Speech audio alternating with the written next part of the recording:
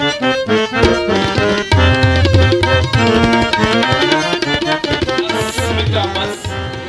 एक शब्दही बोलू नकोस.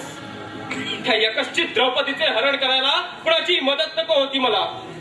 तुझी पत्नी भानुमती देवी चे हरण स्वयंवर मंडपातून तू माझ्या सल्ल्याने केले होते ना, तेव्हा सर्व राजेश्वरांना मी एकट्याने थोपून धरले होते. इतक्यात विसरलास तू मित्र? त्या दीड दवडीच्या पांचालीचं हरण करून स्वामीने नाही बनवायची होती तिला. अरे पांचाली फक्त रूप संपन्न आहे, पुरुषार्थापेक्षा कुलाचा रूपाचा तिला अधिक मोह. अशा स्त्रीला माझ्या जीवनात स्थान नाही. माझ्या राजप्रसादात वृषाली सारखी साक्षात राजलक्ष्मी असताना त्या दीड दमडीच्या दासीचे पटी होण्याची सुद्धा योग्यता नाही.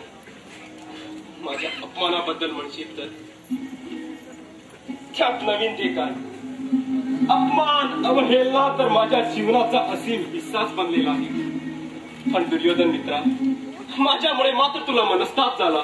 अंगराज, त्या पांचालीच्या प्रत्येक शब्दाचे बोल माझ्या हृदयावर उमटले आहेत. भविष्यात अशा काही प्रसंगाला तिला सामोरं जावं लागेल. त्याच वेळेच्या उन्मत्त स्त्रीला पश्चाताप होईल. त्याच वेळेची मी वाट पाहत आहे. नव्हे, तो क्षणच मी निर्माण करणार आहे. विधाता असेल मी त्या क्षणाचा विधाता.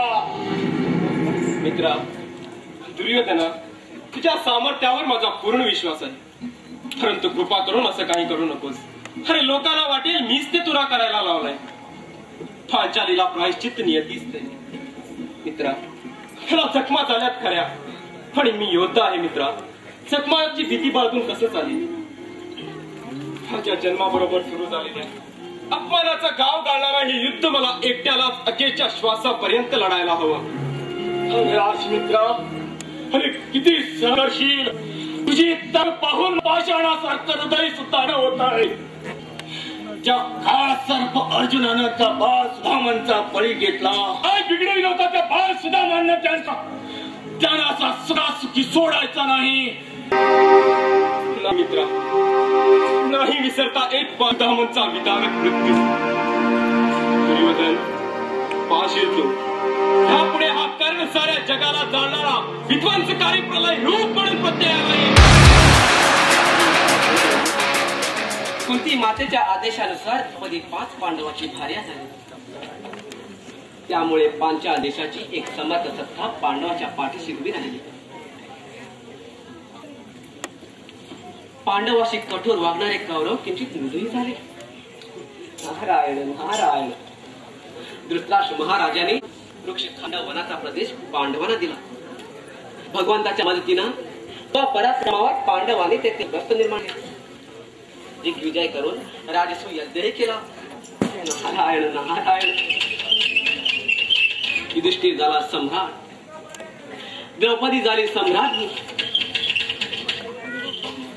राजस्व यज्ञासाठी आलेला आणि मय सभेत फजिती झालेला अपमानित दुर्योधन धुमसत हस्तिनापुरी केला.